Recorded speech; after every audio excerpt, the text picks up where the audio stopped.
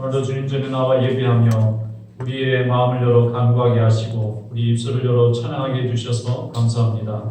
이 시간 주님께서 우리에게 예비하신 신령한 말씀을 주실 때에 전하는 자와 듣는 자가 다 함께 두렵고 떨림으로 하나님의 말씀을 받아 아멘하게 하시고 믿음의 역사를 이루는 귀한 시간이 될 수 있도록 주여 주장하여 주시옵소서. 예수님의 이름으로 감사하며 기도드리옵나이다. 아멘. 하나님의 은혜와 평강이 말씀 듣는 모든 분들에게 함께 하시기를 주님의 이름으로 축원합니다. 미국의 질병감염센터 CDC 소장인 파우치가 금주에 부스터샷 얘기를 했습니다.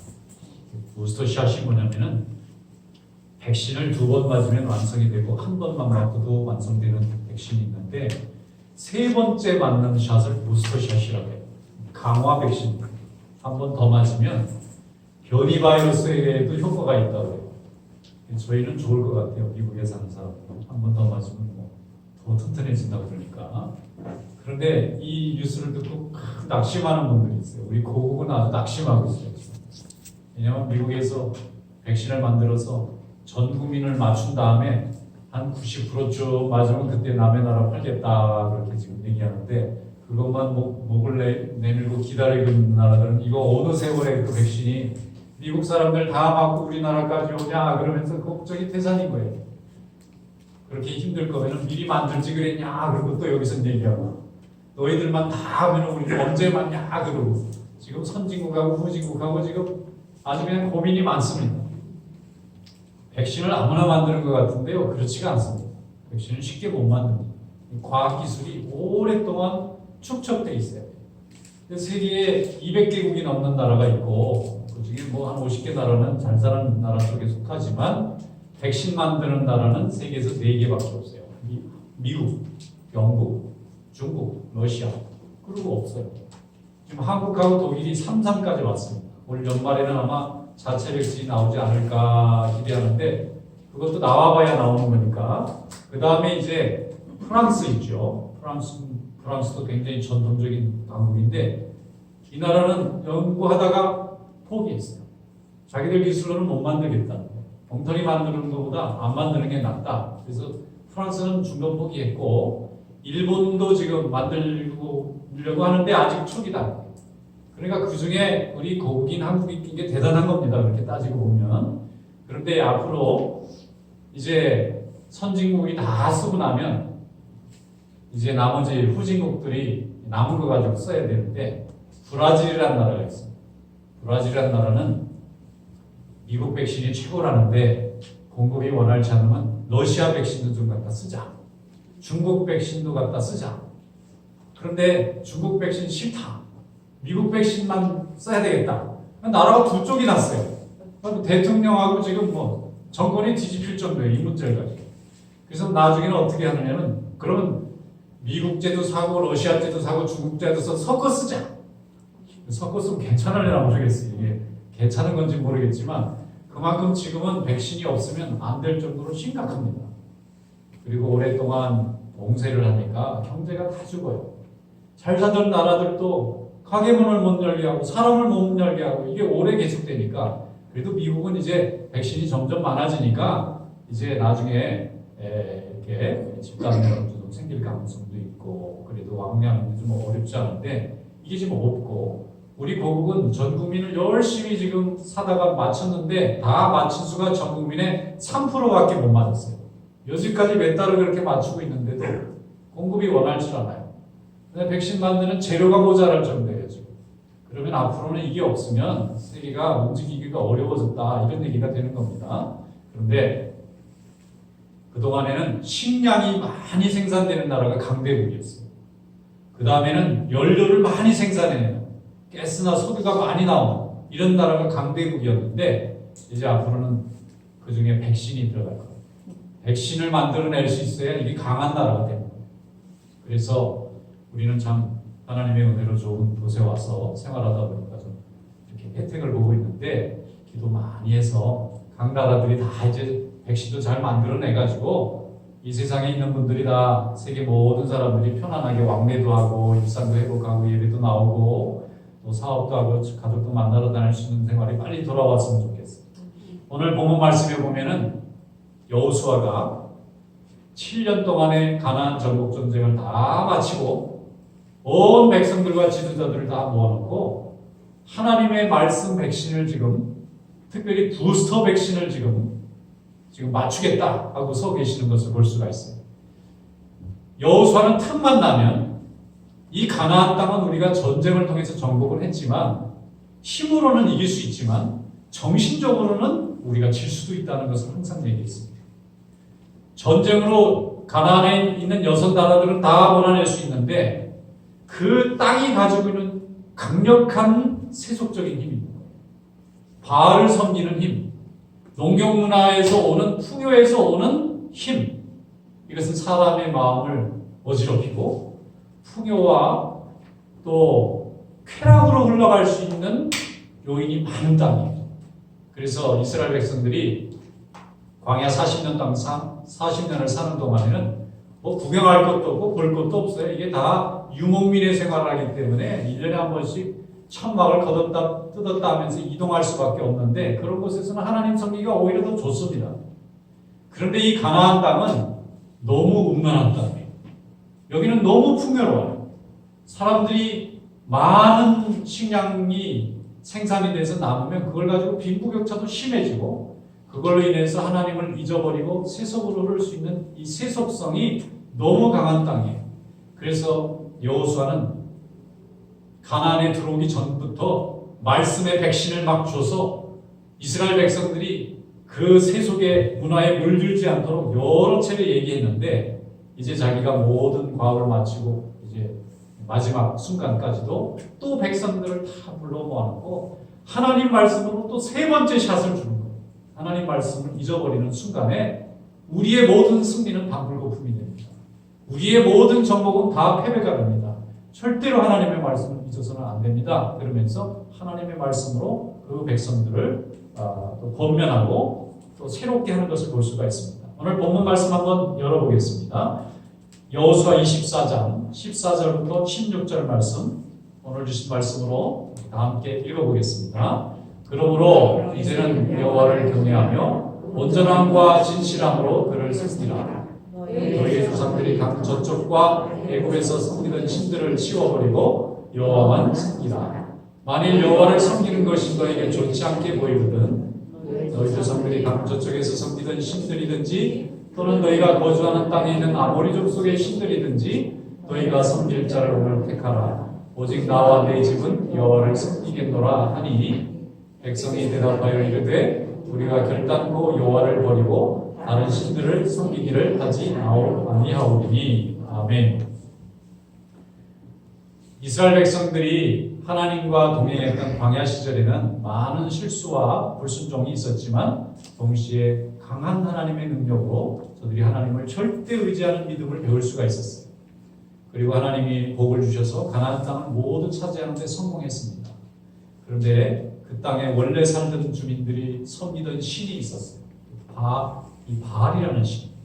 이 바알이라는 신은 아세라라는 신하고 짝이에요. 바알의 부인 신이 아세라입니다.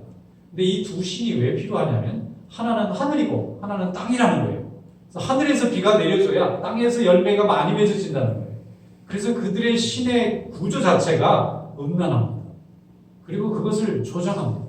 그런 일을 많이 하면 할수록 세상은 더 풍요로워지고 더 많은 복식이 나온다고 가르치는 정도예요. 그러니까 이런 걸 믿기 시작하면 하나님을 섬기고 하나님께서 주시는 가정을 만족스럽게 감사하게 여기고 자녀들을 말씀으로 잘 가르치고 도덕적이고 윤리적이고 또 거룩한 삶을 살아가야 되는 이스라엘 백성들에게는 굉장히 치명적인 생각이 될 수가 있는 거예요. 그런데 이스라엘 백성들이 땅을 차지한 이후에 그 다음에는 그 이웃들과 같이 이렇게 교제하고 또 거래하다 보면 본의 아니게 부지 중에 분명히 바알을 섬기는 제사에 참여할 수가 있고 아세라를 섬기는 축제에 참여할 수 있고 이렇게 되면 이스라엘 백성들이 그들에게 생각이 빼앗기고 마음이 빼앗겨서 언젠가는 이스라엘 백성이 되는 것이 아니라 바알의 백성이 될 수 있다고 하는 것을 여호수아가 경고하는 것입니다. 반복해서 또 반복해서 하나님의 말씀을 계속 주입하는 거예요. 왜냐하면 그 방법 외에는 없는 거예요. 앞으로 후세 동안 계속 여호수아가 살아서 지킬 수도 있는 것도 아니고 또 하나님의 말씀을 가르쳐 주기는 하지만 인간은 쉽게 망각하고 잊어버리는 존재이기 때문에 하나님의 말씀을 듣지 않는 순간에 금세 망각해서 또 어느 사이에 우상 숭배에 끌려갈지 모릅니다. 어떤 분이 그래요. 목사님, 예배 한 번 드리면 하나님 영광 받으시는데 뭐 이렇게 매번 예배를 드릴 필요 있습니까? 아니 기도하면 하나님이 다 들어주신다는데 뭘 그렇게 맨날 기도할 게 많고 회개할 게 많습니까? 인간이 한 번 배워서 절대 잊어버리지 않는 존재라면 그렇게 해도 됩니다. 그런데 잘 잊어버려요. 그리고 자꾸 망각합니다. 그리고 자꾸 생각이 바뀌어요. 그 마음의 원래 마음을 지키기가 굉장히 어려운 것입니다. 그러다 보니까 할 수 없이 또 백신을 주고 백신을 주고 백신을 줄 수밖에 없어요. 자꾸 강화시켜요. 부스트 샷을 줄 수밖에 없는 거예요. 그것이 하나님의 말씀인 줄로 믿습니다. 우리는 하나님의 말씀이라고 하는 강한 말씀의 백신, 이 은혜의 백신을 맞고 세상에 나가야 우리 귀로 우리 눈으로 보는 많은 세속의 유혹들과 시험과 두려움들을 이기고 하나님 안에서 승리하는 자녀가 될 줄로 믿습니다. 다윗이 도망자의 삶을 10년이 넘는 세월 동안 살았어요. 사울 왕이 나라의 가장 강한 권세를 가진 왕이 자기를 위해서 죽이려고 계속 추격했습니다. 그런데 다윗이 도망 다니면서 그가 의지한 분이 하나님이셨어요. 가장 어렵고 두렵고 힘들고 위험할 때에 그는 마음을 하나님께 돌렸습니다. 그래서 날마다 주님을 찬양했습니다. 그리고 수많은 주옥 같은 시편과 찬송이 흘러나왔어요. 그 시기에 그는 육신적으로는 가장 고달프고 위험한 순간이었지만 영적으로는 가장 풍요롭고 풍성한 은혜 가운데 살았습니다. 시편 3편 3절에 보면 이렇게 그가 고백했어요. 여호와는 주는 나의 방패시요 나의 영광이시요 나의 머리를 드시는 자신이다. 내가 나의 목소리로 여호와께 부르짖으니 그의 손잔에서 응답하시는도다. 자기를 죽이려고 날마다 올무를 놓는 사람들이 사방에 있는데 그들을 바라보지 않냐고 하나님을 바라볼 때 하나님이 응답을 하시더라는 거예요. 그 기쁨과 그 즐거움으로 그는 그 고달픈 시절을 승리했습니다. 순전한 믿음을 지켰습니다. 또 생명을 지켰고 자기를 따라왔던 많은 무리들을 지키는 데 성공했습니다. 그 시대에 그의 군대가 그를 지켜준 것도 아니고 자기를 지지해주는 백성이 지켜준 것도 아니고 하나님의 말씀이 그의 생각을 지키고 마음을 지키고 그의 삶을 지켜주신 줄로 믿습니다. 그래서 죄로부터 분노로부터 두려움으로부터 그는 자기 스스로를 지킬 수 있는 그런 힘을 갖는 자가 되었습니다. 하나님의 말씀에 충실했기 때문에 그는 훌륭한 지도자로 준비되었고 쓰임받았고 많은 백성들에게 사랑을 받고 하나님께 쓰임받는 의의 일꾼이 된 줄로 믿습니다. 그런데 우리가 잘 알다시피 다윗이 왕이 되어서 너무 성공하니까 이스라엘 백성들이 가나안에 와서 풍요로우니까 나태해진 것처럼 다윗은 오히려 도망다닐 때는 믿음이 뜨거웠던 사람인데 왕이 돼서 모든 전쟁에서 이기니까 나태해졌어요. 모든 부하들이 나가서 전쟁할 때마다 항상 연전연승하니까 방심했어요. 그 순간에 죄가 찾아와서 바세바에게 죄를 범하고 또 우리아에게 범한 죄는 더 큰 죄예요. 속여서 죽이기까지 했지 않습니까? 그는 그 후로 회개를 했습니다만 그로 인해서 이스라엘의 백성들은 나라가 두 동강이 났어요. 다윗을 신뢰하고 따르는 사람들과 저 사람도 인간이네, 하나님이 쓰시는 종인 줄 알았는데 아니네, 그러면서 반역하기 시작하는 두 무리를 완전히 갈라지기 시작한 거예요. 그 사건이 중심이었어요. 그때부터 다윗의 남은 인생은 그 뒤치다거리하는 삶이었어요.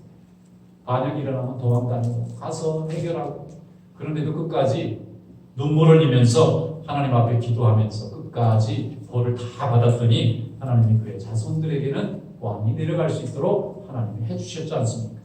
무엇입니까? 믿음이 없이는 죄를 이길 수가 없습니다. 누구도 죄 앞에서 승리할 수 있는 능력이 있는 사람은 아무도 없습니다. 아담 이후의 모든 인간은 죄에서 이길 수 있는 힘이 근본적으로 없어요.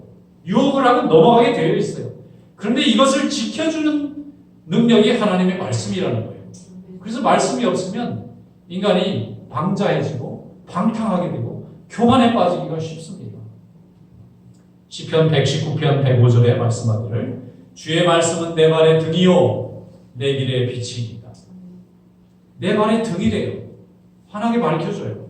내 길의 빛이래요. 빛이 없으면 넘어져요.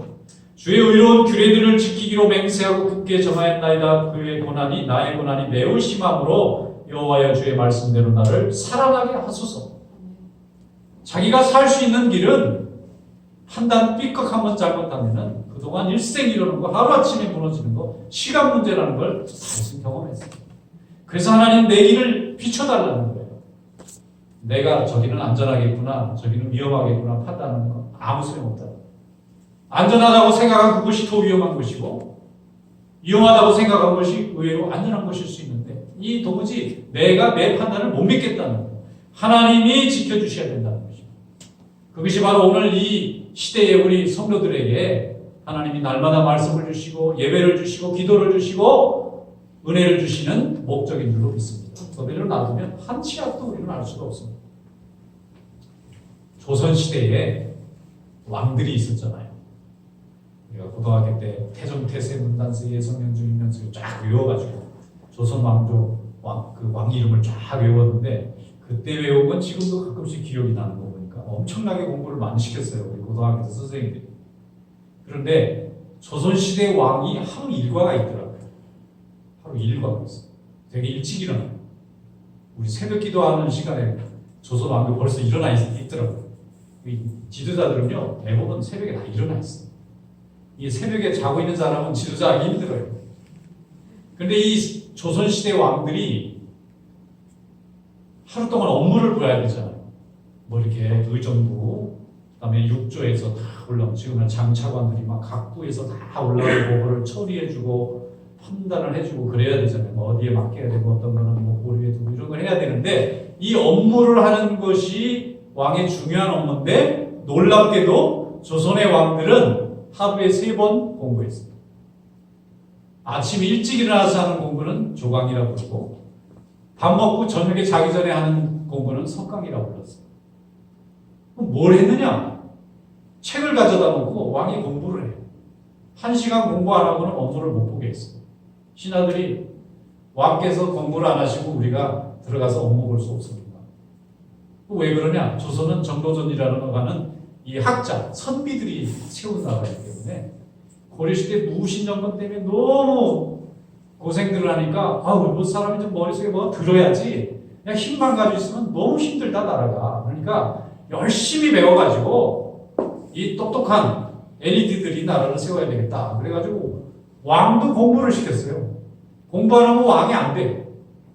그 왕이 뭐 하느냐? 이만큼 책을 가져다 놓고 이 고전들을 읽고 통치에 관계된 여러 책을 놓고 읽은 다음에 신하들하고 업무하고는 관계없이 토론을 해요. 토론을 해서 이건 어떤 거냐고 신하가 물어보면 왕이 또 대답을 해야 돼요. 거기는 뭐 계급이 없어요. 이 학자들이 물어보면 왕이 그걸 열심히 공부해가지고 대답을 잘 할 수 있어야 왕 노릇하지 계속 대답 못하고 공부 못하면 백성들이 왕 좀 내려와 주셔야 되겠습니다. 이렇게 되는 거예요.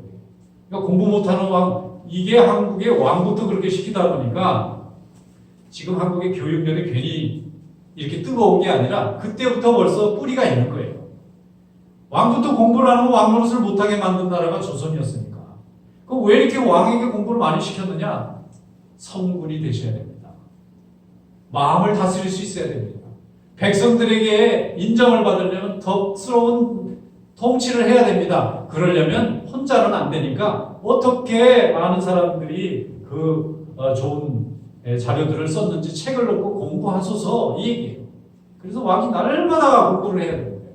조선 왕은 공부하다가 힘들어가지고 눈도 나빠지고 공부하다가 힘들어서 아주 괴로운 왕들이 많았다고 해요. 그만큼 공부를 많이 시켰는데 그 공부의 내용이 무엇이었겠습니까? 아마도 유교의 경전이라든지 아니면 통치에 관계된 여러 책들을 가르쳤을 텐데 그렇게 열심히 배워야 마음을 다스릴 수 있고 분노를 조절할 수 있고 개인적인 이익보다는 전체의 이익을 판단할 수 있는 능력이 있기 때문에 그래요. 하나님을 모르던 시대의 왕도 자기 자신의 하는 일을 평가해보고 다른 사람의 의견을 받아들이기 위해서 공부를 했는데 우리 그리스도인들이 예수를 믿고 하나님, 살아계신 하나님의 뜻대로 살아야 되는데 성경도 안 열고 공부도 안 하고 하나님의 말씀은 어디다 놨는지 성경책 찾기도 힘들고 이렇게 되면 하나님의 말씀대로 살기가 너무 힘들다는 거예요. 왕 같은 사람도 반복해서 교육하지 않으면 그 생각하는 바를 놓치기가 쉬운데 이 세상에 죄가 많고 유혹이 많고 시험이 많고 세속의 문화가 이렇게 강한데 그 가운데서 우리 성도들이 하나님의 말씀을 지키기 위해서 말씀을 날마다 읽지 않고 어떻게 이것을 이겨나갈 수 있겠느냐 하는 것입니다. 오늘 그 하나님의 말씀이 여러분의 마음과 생각을 다스리고 함께하는 그런 축복이 있기를 주님의 이름으로 축원합니다. 다니엘서 2장 8절로 9절에 말씀합니다. 다니엘은 뜻을 정하여 왕의 음식과 그가 마시는 포도주로 자기를 더럽히지 아니하리라 하고 자기를 더럽히지 아니하도록 환관장에게 구하니 하나님이 다니엘로 하여금 환관장에게 은혜와 긍휼을 얻게 하신지라. 포로로 잡혀가서 남의 나라에 그 우상이 가득한 나라에 잡혀가서 왕의 신하로 훈련받는데 왕이 주는 음식을 안 먹으면 잡혀갑니다. 그런데 다니엘이 그 어린 다니엘이 이렇게 살아서 이 우상나라에 절하면서 사는 삶보다 하나님의 말씀대로 하나님이 주신 약속대로 내 생명을 잃더라도 하나님 뜻대로 살아보고 싶다. 그리고 뜻을 정합니다. 그 어린 다니엘. 그런데 하나님이 은혜를 베푸셔서 환관장에 그걸 허락을 해주는 은혜를 해요. 그래서 이 사람이 승리를 합니다. 그리고 하나님이 이때 그의 마음을 받으셨어요. 이런 귀한 마음을 가진 이 다니엘을 통해서 하나님은 나중에 총리도 만들어주시고 우상이 많은 나라에서 하나님의 이름을 높이는 하나님의 자녀로 하나님이 붙들어 주신 줄로 믿습니다. 우리는 하나님 앞에 뜻을 정하고 날마다 하나님의 뜻대로 순종하는 믿음의 삶을 살아야 될 줄로 믿습니다. 그러면 뜻이 뭔지를 알아야 되잖아요. What is the will of God? 무엇이 하나님의 뜻이냐? 이것은 하나님의 말씀이 우리를 가르쳐 줄 수밖에 없어요.